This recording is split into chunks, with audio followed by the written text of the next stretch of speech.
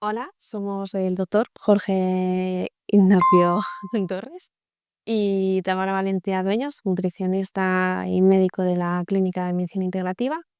Y hoy vamos a hablar del verano, un poquito qué podemos esperar, ¿no? De cara a nuestros peques, qué peligros, ¿no? Pueden enfrentarse durante esta estación. Para empezar, sí que me gustaría hablar sobre todo, digamos que lo más destacado son esos famosos, ¿no? Golpes de calor y deshidratación que es tan fácil que ellos sufran durante esta época. Si nos puedes comentar un poquito.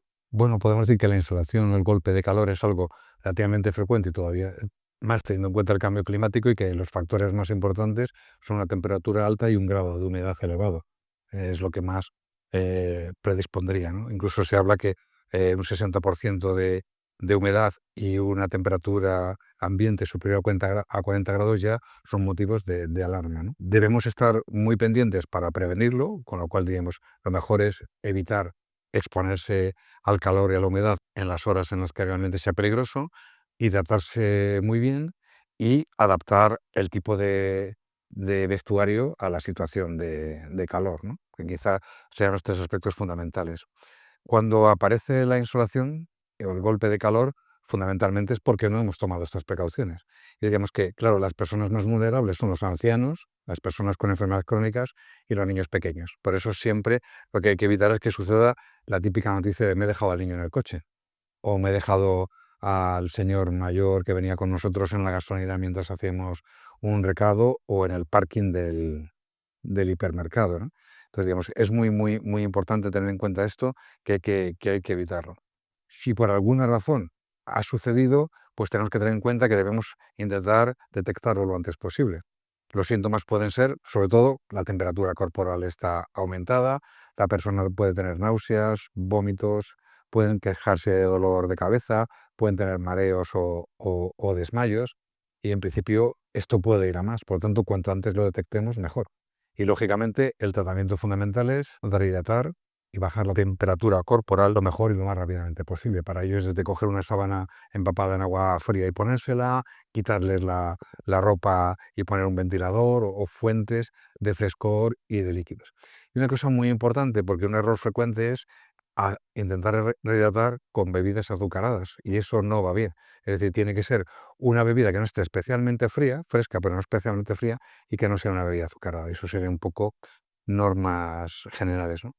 Y luego, desde el punto de vista de la medicina integrativa, pues hay medicamentos que pueden ser especialmente útiles para esto, como medicamentos para botiquín, que serían belladona, glonoinum, son quizá aconitum, que si es un cuadro muy, muy, muy brusco, son los cuadros, o sea, son los medicamentos homeopáticos que pueden ser más eficaces. No sé si más o menos lo hemos abordado todo desde el punto de vista de la insolación, el golpe de calor, ¿no? Sí, al final es importante que, ¿no? Que evidentemente evitar esas exposiciones, sobre todo en las horas centrales, Eso es. y importantísima la hidratación. Fundamental. Y además una cosa que no he dicho, pero que también es muy importante, claro, ahora mismo podemos decir, el sol en verano puede ser especialmente perjudicial para la salud y por lo tanto, con lo de la capa de ozono, evitarlo en las zonas de máxima insolación. Y hay que evitar quemarse. Cada vez las quemaduras solares son más probables. Entonces decimos, lo primero, no ponerse al sol en esas horas y lo segundo, si me pongo al sol, aunque simplemente me vaya a meter en la piscina o en la playa, tengo que darme una clara protección. Tanto de crema protectora solar como proteger los ojos, proteger la cabeza llevando sombreros o incluso decir, protegerme la piel si en vez de estar dentro del agua voy a estar jugando o voy a estar haciendo algo que puedo llevar una camiseta fácilmente transpirable, porque en contra de lo que se piensa, y a mí me sorprende mucho que la gente vaya montando en bicicleta sin nada puesto, me parece que el riesgo es menor llevando una prenda que yendo sin nada, ¿no? Desde el punto de vista del riesgo de quemadura y el riesgo de insolación. Vale, yo aquí sí que haría un apunte dentro de la alimentación de cara a la Por hidratación, supuesto. ya que estamos, ¿no? Y, y valorar, ¿no? La importancia de esas frutas y verduras de temporada. En esta estación en concreto son frutas mucho más acuosas, que al final nos ayudan a mantenernos hidratados. Las verduras también. De hecho, de cara a consumir suelen ser más fresquitas en boca, ¿no? Entonces nos ayudan a refrescar el cuerpo y a mantenernos hidratados. Muy bien, me parece un apunte interesante en ese sentido. Es decir, la hidratación, junto con la no exposición a altas temperaturas, son las dos claves para evitarlo, ¿no? Y veremos que la hidratación tiene en gran medida que ver con mucho de lo que vamos a hablar del verano, ¿no? En los niños. No sé si hay algún tema más que te parezca que podamos... Sí, tengo un par ahí en la Muy recámara. muy bien. Sería la parte de las toxinfecciones. Al final con el calor, sube el calor y es cada vez más frecuente que en esta época haya más problemas, ¿no? De gastroenteritis y demás. Em, ¿Cuál es la prevalencia de esto? Bueno, ahí me pillas, porque no te lo sé decir, y además es muy variable dependiendo de las circunstancias y de las zonas, ¿no? Porque además, digamos, los factores causales son múltiples. Es decir, desde una intoxicación alimentaria, que es lo típico que la gente dice, nos hemos ido de bautizo o de comunión y nos hemos puesto todos malos porque había un alimento que estaba malo y eso tenía unas bacterias, que el tóxico de las bacterias es lo que me ha hecho ponerme malo, hasta me he contagiado porque he bebido un agua contaminada, estamos en el contexto de un proceso viral y es un virus el que me provoca el cuadro de gastroenteritis, o me he tomado un antibiótico que me ha provocado diarrea, o lo que es menos frecuente, pero en los niños sí que lo es, la presencia de parasitosis intestinal, que sobre todo tiene que ver con eso, con ponerse a jugar en charcas o en lugares poco donde el agua no corre y es posible, en este caso más que una infección, lo llamamos infestación, de contraer un parásito, ¿no? En cualquier caso, los síntomas generales pueden ser náuseas, vómitos, diarrea, que en principio sería disminución de la consistencia y aumento de la frecuencia de las heces, y esta diarrea puede ser líquida o puede venir con moco o con sangre. Y luego también puede haber fiebre y dolor abdominal, ¿no? Dependiendo de los síntomas y de cómo vamos a ver el estado general del niño, decidiremos. En general, la inmensa mayoría de casos, el tratamiento se basa en dos cosas. En dieta, que es poner en reposo el intestino y el aparato digestivo, y rehidratación. Y en la rehidratación es fundamental tener en cuenta un error. Las bebidas de estas que se habla tanto, que usan los deportistas, no son buenas porque los azúcares que contienen no favorecen una buena rehidratación. Es decir, lo que hay que hacer es tomar suero oral, que lo podemos comprar en la farmacia, o fabricar en casa un suero que simplemente es zumo de limón, agua, bicarbonato y sal, y edulcorarlo con azúcar o con edulcorantes artificiales, ¿no? También puede ser útil caldos de verduras, ¿vale? Pero lo importante es dar líquido y minerales. Y los minerales van a estar en esta suplementación del suero que hemos hablado desde el punto de vista de farmacia, o el suero que fabricamos nosotros, porque al dar bicarbonato y sal, los minerales principales que necesitamos restablecer están. Y luego, por otra parte, eh, no es necesario, y esto lo sabemos desde hace mucho tiempo, que el intestino esté en reposo absoluto, y podemos introducir desde cuanto antes alimentos. Lo que pasa es que tienen que ser alimentos astringentes, de fácil digestión, como puede ser el arroz, la patata de zanahoria cocida, pescado blanco que podemos preparar al horno, al microondas o a la plancha, manzana y plátano, y yogur, más o menos es lo que yo suelo recomendar. Y una cosa importante, en los lactantes no hay que dejar de dar el pecho. Lo que hay que hacer es dar cantidades pequeñas y muy frecuentemente para que el niño tenga menos diarrea.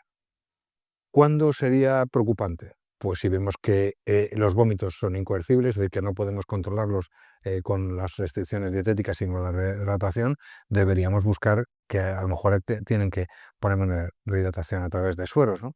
O si vemos síntomas de alarma como fiebre elevada, dolor intenso abdominal o presencia de moco o de sangre en las heces, que nos puede llevar a un proceso bacteriano y que requeriría un tratamiento médico.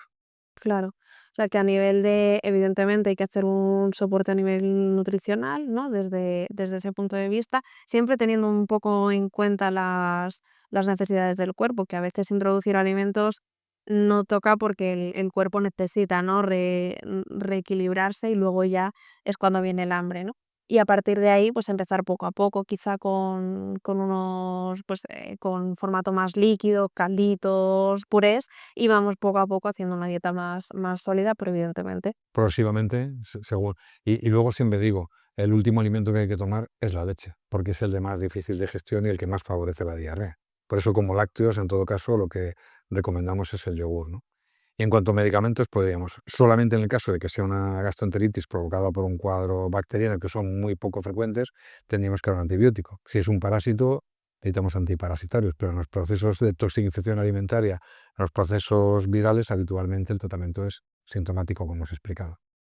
A veces, si tenemos experiencia y ya hemos usado, pues hay un dilatado número de medicamentos homeopáticos que usaremos en función de cómo son los síntomas. Es decir, que es una diarrea muy líquida, con mucho gas en la tripa, pues puede ser útil utilizar podofilum. Si es una diarrea directamente relacionada con que el niño se ha puesto en morado porque hemos comido mariscos, pues hay medicamentos como licopodium, arsenicum que pueden ser útiles para este tipo de diarrea, ¿no? Si es una diarrea que viene en el lactante en un momento de dentición, hay un medicamento especialmente útil que es chamomila. Si es una diarrea que viene con dolor abdominal, pueden ser útiles, por ejemplo, utilizar magnesia fosfórica o cuprum metallicum. Si es un caso de decir, tengo una gastroenteritis y el problema es que estoy con el proceso de recuperación muy lento porque estoy agotado, con hinchazón de tripa y me cuesta recuperarme, pues hay un medicamento homeopático muy útil que es China, que realmente lo que hace es ayudar a recuperarme. Es decir, que hay un abanico amplio de posibilidades, pero ya en el contexto de que sepamos identificar cómo reacciono yo ante ese virus, ante esa toxificación alimentaria. Claro, porque una vez empieza la recuperación, realmente ahí lo que buscamos quizás será más tratar ese sistema digestivo para que vuelva a estar fuerte otra vez. Entonces, valorar probióticos desde la alimentación, los fermentos, que ya con el yogur empezamos, Por supuesto. y en el momento que puedan quizá encurtidos y demás. Pero luego a nivel de suplementación, aparte de probióticos, también sería interesante buscando, ¿no? Sí, Cuál de sería. hecho, incluso fíjate, un probiótico puede estar en el contexto de un tratamiento agudo. Es decir, hay probióticos que podemos dar en el cuadro diarreico agudo porque lo que pueden hacer es mejorar la restauración de la flora intestinal lo más rápidamente posible en el contexto del tratamiento sintomático, que fundamentalmente, como hemos dicho, es rehidratación y dieta astringente, ¿no? Perfectamente. Puede estar en el durante y puede estar en el después, como tú muy bien has dicho. Sí. Pues esos serían ahí factores, ¿no?, a tener en cuenta de cara, pues, que los peques no tuviesen alguna toxinfección. De cara a la parte preventiva, podríamos apuntar, ¿no?, la higiene como base de cara a lo que es una toxinfección alimentaria. Si evidentemente es por virus, porque ya han estado, ¿no?, jugando en zonas, porque al final es verano, se viaja, se van a sitios diferentes y puede haber ahí un choque, ¿no?, de bacterias. Pero a nivel de toxificaciones alimentarias, realmente la prevención de cara a la cocina podría ser, muy buena opción. Quizá, guardarlo en el frigorífico y que la temperatura, ¿no?, esté lo antes posible frío si tiene que enfriarse, ¿no? Que no que se quede caliente encima de la mesa Por ahí horas. por supuesto, por supuesto. Fíjate que has tocado el tema y diríamos, hay dos aspectos fundamentales en la prevención de estos cuadros. El primero, que nadie pensamos, es lavarme las manos. Es decir, si yo estoy jugando con otro niño, o estoy jugando con tierra, o estoy jugando con cosas que realmente luego pueda llevarme a la boca, ¿vale? Nosotros hablamos de que la transmisión, desde el punto de vista médico, es de estas enfermedades, la mayoría es oral fecal, ¿vale? Quiere decir que si yo bebo agua contaminada, voy a coger un cuadro diarreico. Si yo estoy usando las manos en un agua contaminada y sin lavarme bien las manos, luego las llevo a la boca, voy a tener un cuadro. Entonces diríamos, lo importante es la conservación perfecta de los alimentos, como has dicho tú, que es especialmente necesario en verano. El segundo, si voy a un sitio donde no pueda garantizar que los líquidos o las frutas o las verduras las pueda comer crudas, pues a lo mejor lo que tengo que hacer es comer fruta pelada, ¿no? O evitar verdura cruda y tomar verdura cocinada. E indudablemente también, si yo sé que este agua puede no ser suficientemente segura, tomar líquidos embotellados, ¿no? Es decir, de alguna manera, evitar tomar líquidos o alimentos potencialmente contaminantes y lavarme las manos serían las dos recomendaciones fundamentales para los niños. Y si un niño de 3 o 4 años aprende a lavarse las manos siempre antes de comer, seguramente tendrá esa costumbre. Y aunque parezca una tontería, te diría que lo más importante de todo lo que hemos hablado es enseñar a los niños a lavarse las manos. Sí, la parte de la higiene es fundamental, ¿no?, en este apartado. Y un último tema muy relacionado con el verano. Es una época de más distensión, viajes, los niños se mueven más, juegan, digamos, más, es, una época en la que están más en el exterior y a causa de esto, ¿no?, puede haber riesgos de traumatismos. No sé, los traumatismos más frecuentes y algún elemento de botiquín que puedan tener para ayudar en ese momento. Claro. Bueno, diríamos que también a nivel preventivo una buena educación vial, entre comillas, me parece fundamental, ¿no? Es decir, que si un niño va a montar en bicicleta, pues yo le enseñaría a ponerse el casco desde el principio, incluso cuando lleve ruedines, ¿no? Y de alguna forma respetar, digamos, las señales que haya en cuanto al riesgo. Por otra parte, también diríamos que hay que ser consciente de que cada actividad física tiene que estar relacionado con mis capacidades y con mi edad, porque también el riesgo del accidente tiene mucho que ver con hacer cosas que no estoy preparado para ello, bien porque no sé o bien porque no tengo edad. Y luego te diría, pues bueno, lo más frecuente puede ser golpes, contusiones, magulladuras, agujetas, chichones, ¿no? Cosas que casi todas tenemos, como si dijéramos, remedios fáciles, o luego puede haber pues heridas, o lo que llamamos heridas contusas, incluso esguinces o fracturas, ¿no? Digamos, lo primero, como te he explicado bien, es la prevención. Lo segundo, en el botiquín, diríamos, pues bueno, además de poder llevar paracetamol, no aspirina, porque la aspirina en los niños no debe utilizarse en general, porque hay una enfermedad que no es infrecuente y que se relaciona con la aspirina, y diríamos, bueno, pues en los niños me parece que lo más seguro es el paracetamol, el ibuprofeno como medicamentos analgésicos, pero hay un medicamento homeopático excelente y fitoterapéutico, dependiendo de su aplicación, que es árnica, que sería el primer medicamento que ya llevaría en el botiquín, y que serviría para aliviar cualquier traumatismo. Si el niño se cae y se da un golpe, o tiene una contusión, o tiene agujetas, o es una lesión más bien de tipo muscular o un hematoma, árnica puede resolverlo eso de una manera muy rápida tomándolo de diluciones homeopáticas. Y de forma tópica también es útil. Eso ya no es homeopatía, es fitoterapia, pero fíjate que incluso está la frase popular, ¿no?, de árnica como remedio para todo. Entonces, ante cualquier tipo de golpe, árnica de forma tópica, en geles o en cremas o en pomadas puede ser útil y yo lo tendría en el botiquín. Luego hay medicamentos más específicos en función de dónde está el traumatismo.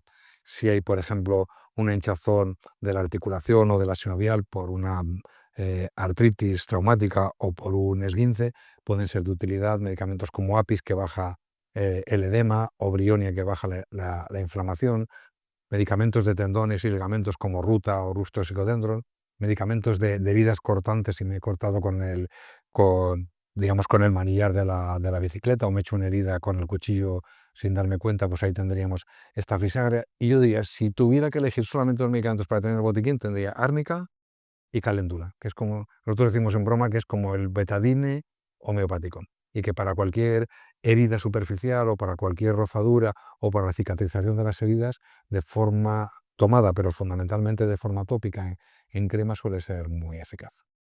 Muy interesante.